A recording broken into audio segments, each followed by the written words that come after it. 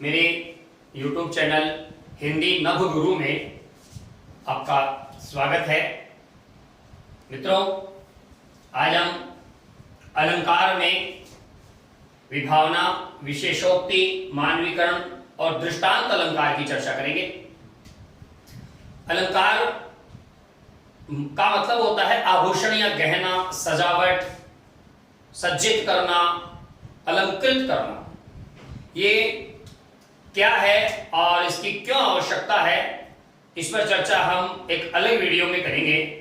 पहले तो क्या है कि एक यूजर ने कुछ अलंकारों का आग्रह किया है, तो पहले उन अलंकारों को मैं वीडियो बना के डाल देता हूं। इससे अगले वीडियो में अलंकार का सार्वभौमिक, साधारण, सामान्य जो तात्विक परिचय है उससे आपको रूबरू करवाऊंगा। तो हम यहां पर अलंकार की बात कर रहे हैं, फिर भी मैं एक छोटा सा उदाहरण आपके सामने पेश कर देता हूं। ये दो बराबर आकृति के वृत्त हैं, इसको मैं सज्जित करने का प्रयास करता हूं।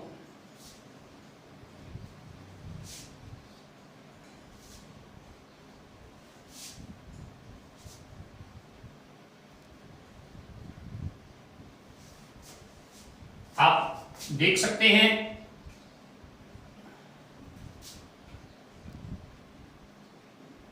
ये दोनों एक समान आकृति के हैं। इन दोनों में कोई ज्यादा अंतर नहीं है, कोई हल्का फुल्का अंतर होगा। ये दोनों ही बिना किसी सजावट के हैं, जो हैं जैसे हैं वैसे, बिना किसी सजावट के इन दोनों का मैंने यहां पे चित्रण किया है। अब इनमें से एक की मैं सजावट करता हूं।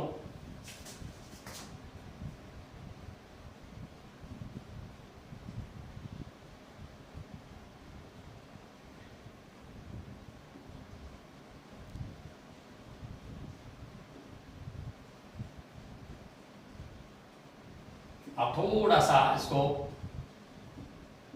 ध्यान से देखने का प्रयास कीजिएगा।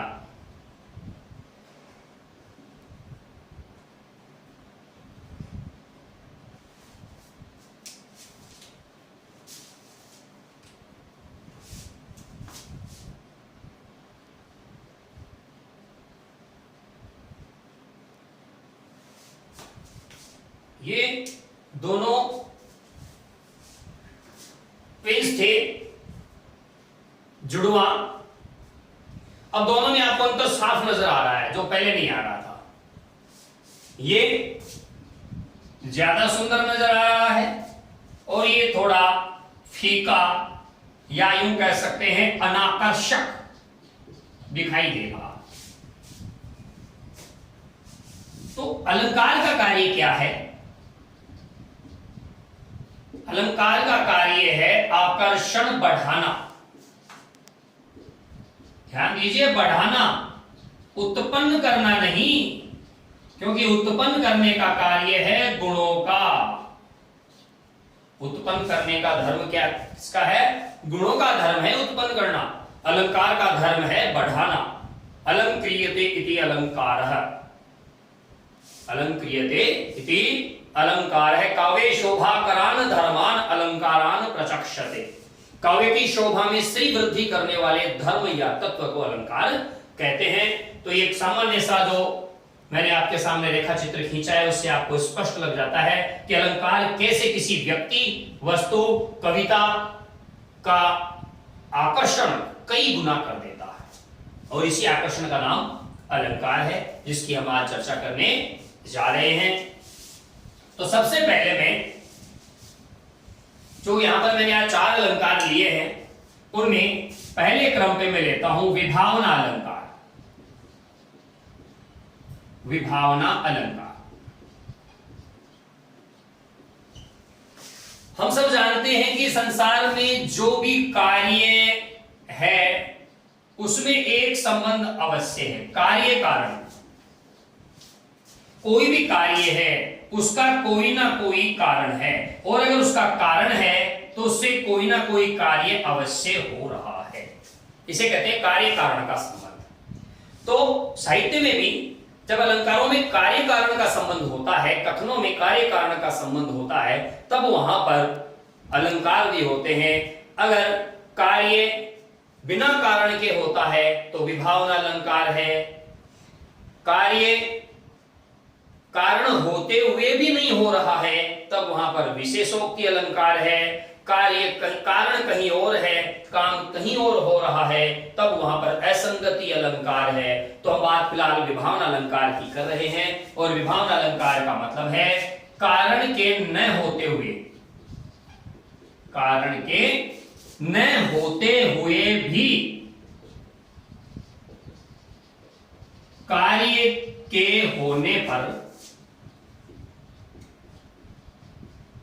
विभावना अलंकार होता है। इसका मतलब सीधा सीधा सा है कि बिना कारण के कार्य होगा,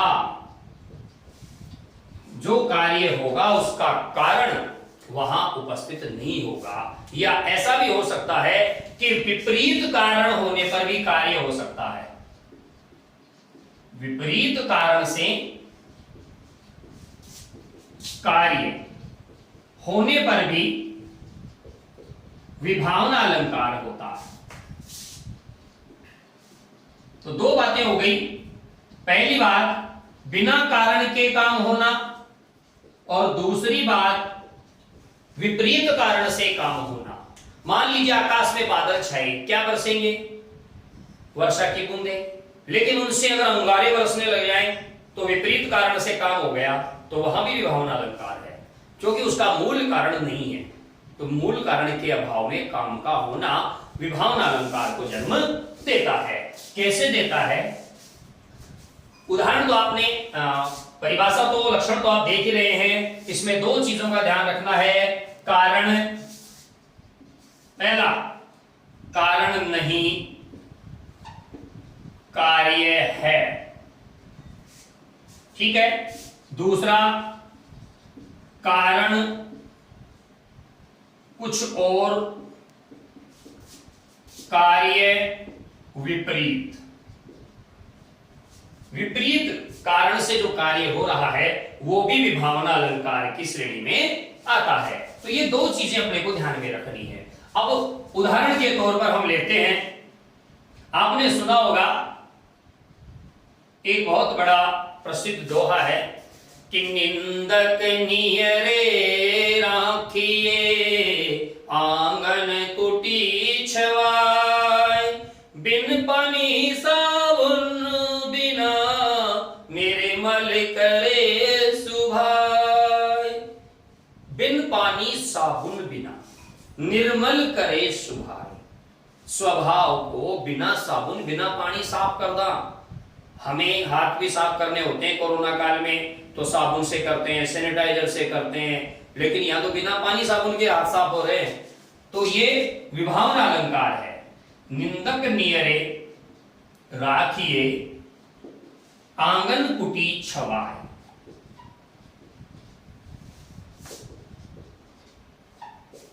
बिन पानी साबुन बिना,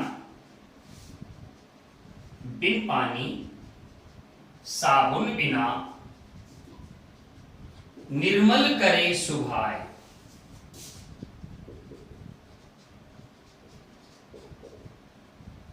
बिन पानी साबुन बिना। अब आप ध्यान दीजिए, कह रहा है कि कारण नहीं है फिर भी काम हो रहा है, पानी भी नहीं है, साबुन भी नहीं है, और निर्मल है यानी स्वच्छता हो रही है। तो इसका मतलब है बिना कारण के काम हो रहा है, अतः इस पंक्ति में विभावना अलंकार है। ये तो कौन सा है? एक नंबर वाला, बिना कारण के काम होना। कई बार विपरीत कारण से भी काम होता है।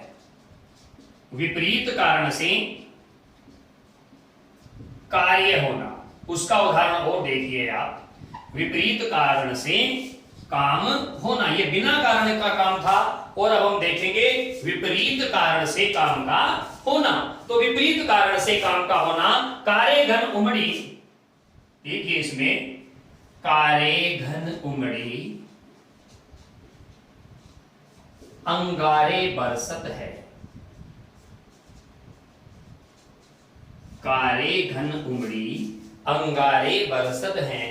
तो इसका मतलब है काले बादल छाए हुए हैं और बरस क्या रहे हैं, अंगारे, जो कि संभव नहीं है। बादलों से शीतल फुहार बरसती है, दहकते अंगारे नहीं है। इसलिए यहां विपरीत कारण यानी बादल से कार्य यानी अंगारे बरसना हो रहा है, अतः यहां पर भी विभावना अलंकार है।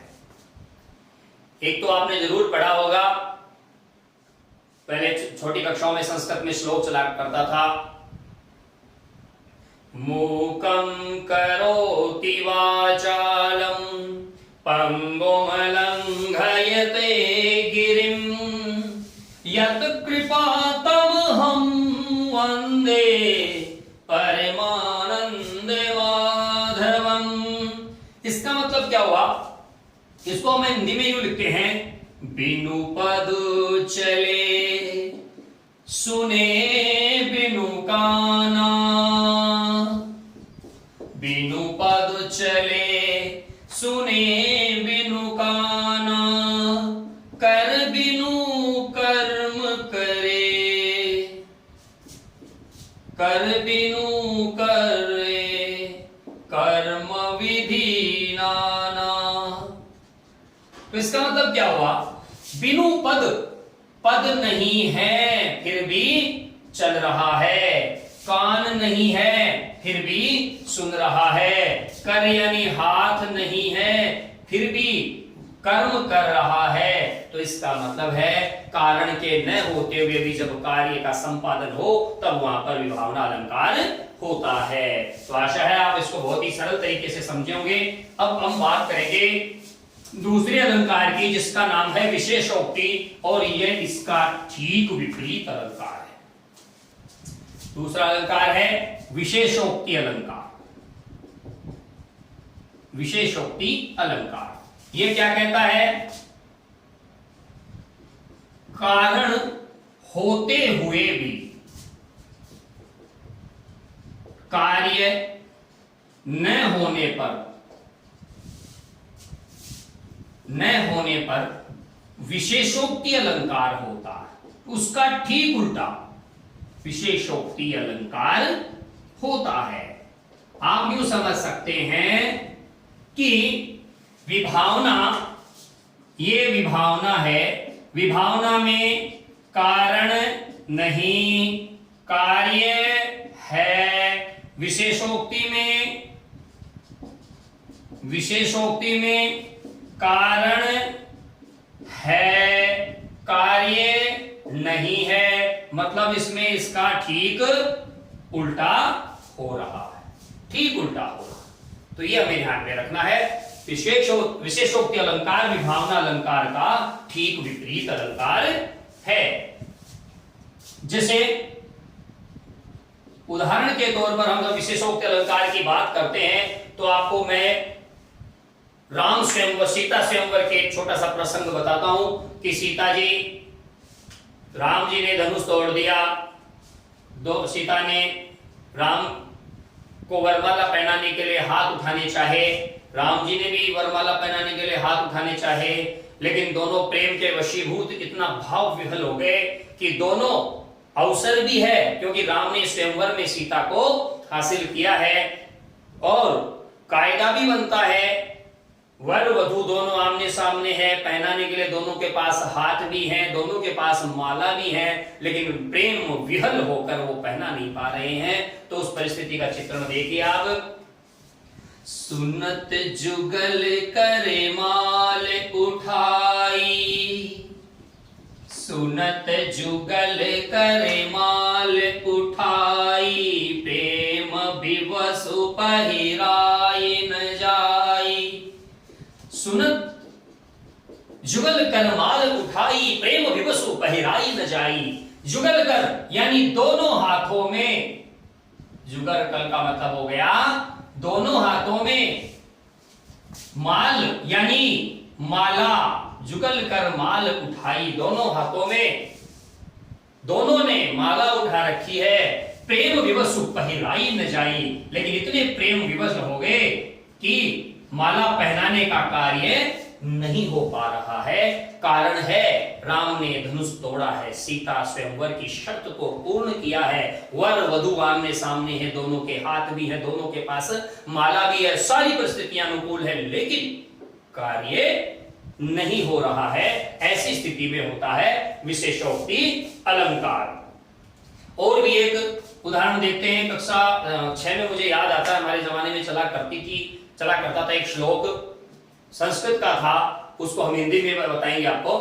श्लोक था, पूर्वे कोपि कोशोऽयं विद्यते तव भारती, व्ययतो वृद्धि मायाति क्षयमायाति संचया। अर्थात सरस्वती के भंडार की बड़ी अपूर्व बात, सरस्वती के भंडार की बड़ी अपूर्व बात, सरस्वती के भंडार की बड़ी अपूर्व बात, जो जो खर्चे त्यों त्यों बढ़े, जो जो खर्चे त्यों त्यों बढ़े, बिन खर्चे घटी जात, बिन खर्चे घटी जात। अब आप यूं समझिए, हे सरस्वती माता, तेरा खजाना बहुत ही अद्भुत है, जैसे जैसे खर्चेंगे वैसे वैसे बढ़ेगा, जबकि खर्च करने पर घटना चाहिए, खर्च करने पर घटना चाहिए, लेकिन यहां पर बिना खर्चे घटी जात, और जब खर्च नहीं करते तब वहां पे घट रहा है, उल्टा कार्य हो रहा है। तो इसका मतलब है बिना कारण के भी काम होता है, तब वहां पर विशेषोक्ति अलंकार होता है। तो ये हमें ध्यान में रखना है। इसी प्रकार राजा खुमान की प्रशंसा में कवि ने लिखा है कि दौलत इंद्र समान बढ़ी, दौलत इंद्र समान बढ़ी, पे नेक खुमान को गुमान न आयो। दौलत इंद्र समान बड़ी, पे नेक खुमान को गुमान न आयो, कि इंद्र के समान राजा खुमान की जो दौलत है वो बढ़ गई, लेकिन खुमान को बिल्कुल भी गुमान यानी अहंकार नहीं हुआ, घमंड नहीं हुआ, जबकि धन का पहला ही परिणाम अहंकार होता है। तो अहंकार के लिए दौलत होना, दौलत का कारण होना यहां अनुपस्थित है, लेकिन अहंकार नहीं हुआ, कारण होते हुए काम नहीं हुआ, इसलिए यहां पर विशेषोक्ति अलंकार है। तो विशेषोक्ति और विभावना अलंकार एक दूसरे के विपरीत अलंकार हैं। अब हम बात करेंगे तीसरे अलंकार की, जिसका नाम है मानवीकरण अलंकार। मानवीकरण अलंकार, तो मानवीकरण अलंकार नाम इसमें दिया गया है मानवकरण। मानवकरण, तो इसका मतलब क्या हुआ? जड़ पदार्थ पर चेतना का आरोप, पहली बात। दूसरी बात, अमूर्त पदार्थ या भाव, क्योंकि भाव अमूर्त होते हैं, को मूर्त रूप देना। ये दो स्थिति इसमें आप स्मरण रखिएगा। पहली स्थिति जड़ पदार्थ पर चेतना का आरोप, और दूसरी अमूर्त भावों को मूर्त रूप देना। हम जानते हैं कि मन के भाव हैं, वो उनका कोई आकार प्रकार नहीं है, वो अमूर्त हैं, लेकिन उनको भी हम अगर मूर्त रूप दे दें, मनुष्यों की तरह उनको हंसते गाते खेलते रूठते मनाते बता दें, आते जाते चलते, तो इसका मतलब हमने अमूर्त भाव को मूर्त रूप दे दिया है। जड़ पदार्थों की बात करें, जैसे मान लीजिए पेड़ है और पेड़ चुपचाप बातें कर रहे हो, तो ये संभव नहीं है, तो इसे कहते हैं जड़ पदार्थ पर चेतना का आरोप। ऐसी स्थिति होने पर वहां मानवीकरण अलंकार होता है। तो जो मानवीकरण अलंकार की बात हम करते हैं, तो आप देखिए, सबसे पहले जो उदाहरण दिया जाता है, ऊधो मन नाही 10-20, ऊधो मन नाही 10-20। गोपियां कहती हैं कि ये उद्धव, हमारे पास कोई 10-20 नहीं है, 10-20 मन नहीं है, एक हूं तो, एक ही मन था, जो गयो श्याम संग ही, जो गयो श्याम संग ही, को आराधे ईश। ऊधो मन नाही 10-20, कि हमारे को 10-20 मन नहीं है, एक मन था, वो भी चला गया। क्या मन जा सकता है?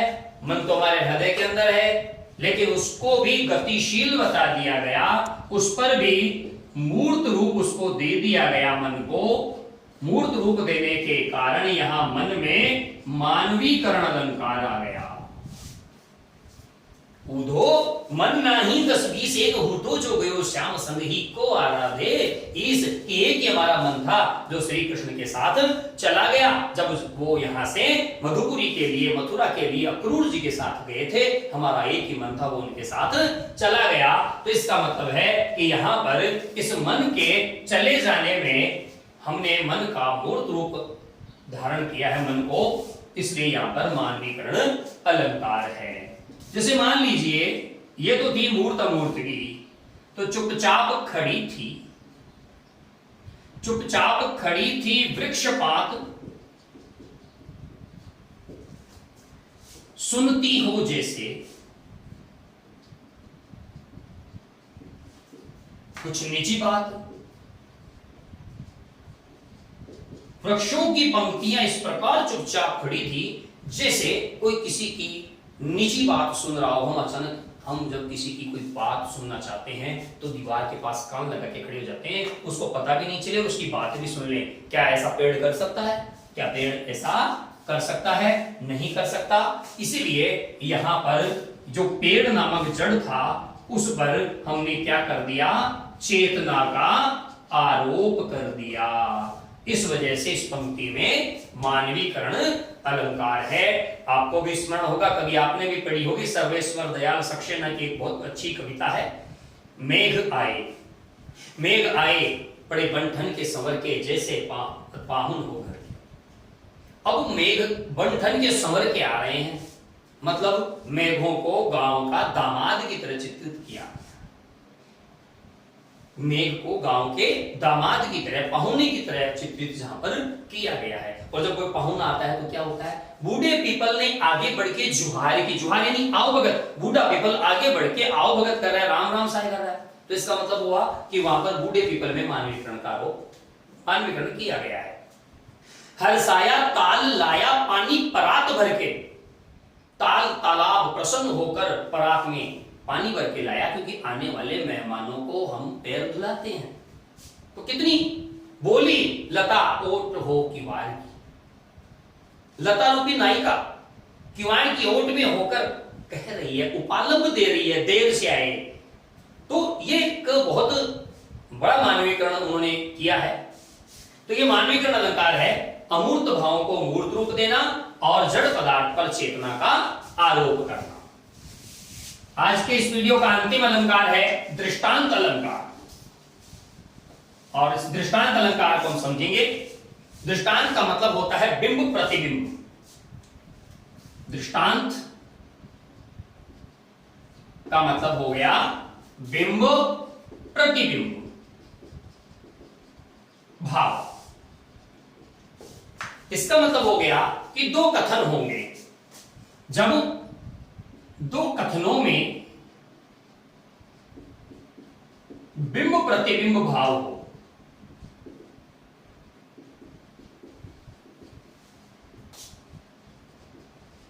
हो तो वहां दृष्टांत अलंकार होता है।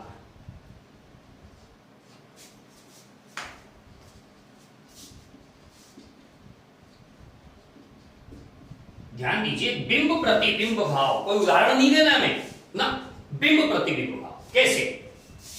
उदाहरण के तौर पर हम बात करेंगे, एक छोटा सा उदाहरण मैं आपको देता हूं।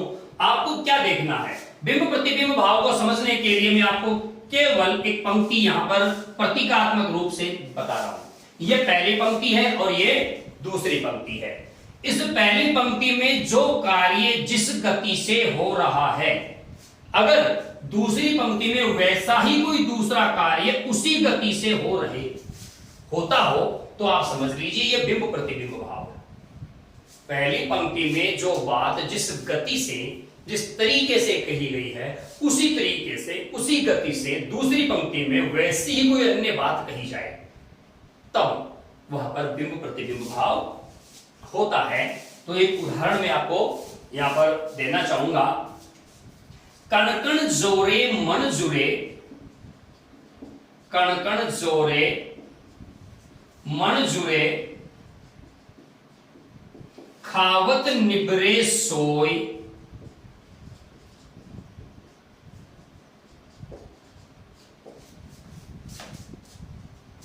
बूंद बूंद से घट भरे, बूंद बूंद से घट भरे, टपकत रीतो होय, टपकत रीतो होय। अब आप इसको ध्यान से पहले वाक्य को देखिए। पहले वाक्य को जब हम देखेंगे तो हमें क्या मिलेगा कि कण कण जोरे मन जुरे। ध्यान से देखिएगा, एक एक एक कण मिलकर मन यानी 40 किलो गया, यानी थोड़े थोड़े से बहुत सारा बन गया। इधर नीचे वाले ठीक पंक्ति देखिए, बूंद बूंद से घट भरे, एक एक बूंद से जो घड़ा है वो भर गया। जैसा यहां हो रहा है, जिस गति से हो रहा है, वैसा ही उसी गति से यहां भी हो रहा है। फिर ये कहता है कि खावत निबरे सोय। अगर उस मन को हम लगातार खाना शुरू करते हैं तो निबरे यानी निपट जाता है, समाप्त हो जाता है, खत्म हो जाता है, सोय सारा सब कुछ नष्ट हो जाता है। तो यहां पर ये क्या कहता है? टपकत रीतो होय, उसी घड़े से पानी टपकना शुरू कर दे। तो जिस प्रकार यहां पर थोड़ा थोड़ा खाने से सब कुछ समाप्त हो गया, वैसे थोड़ा थोड़ा बूंद पड़ने से घड़ा भी बीता खाली हो गया।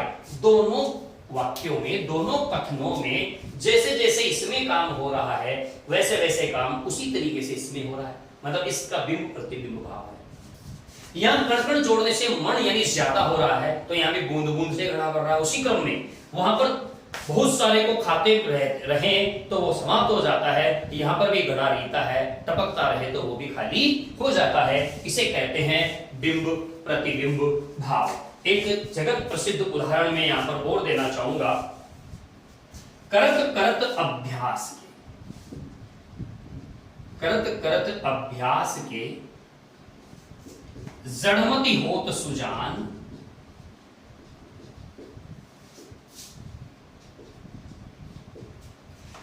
रसरी आवत जात, सिल पर परत निशान।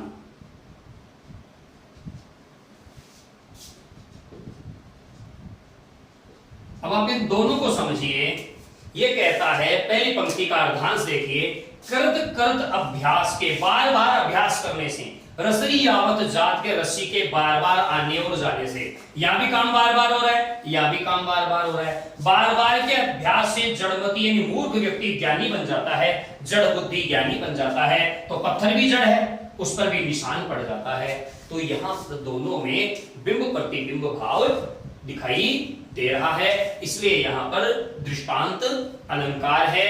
तो कामायनी के जब प्रथम सर्ग की बात करते हैं, चिंता सर्ग की, तो कामायनी के चिंता सर्ग में एक जगह आया है, जब देवताओं के विनाश का वो कारण मनु महाराज बताते हैं कि सुख केवल सुख का वह संग्रह केंद्रीभूत हुआ इतना, छाया पथ में नव तुषार का सघन मिलन होता जितना। उसमें भी दृष्टांत अलंकार है। तो आज के इस वीडियो में बस इतना ही। अगले वीडियो में अन्य अलंकारों के साथ आपके समक्ष फिर से हाजिर होंगे। तब तक के लिए नमस्कार, जय हिंद, जय भारत।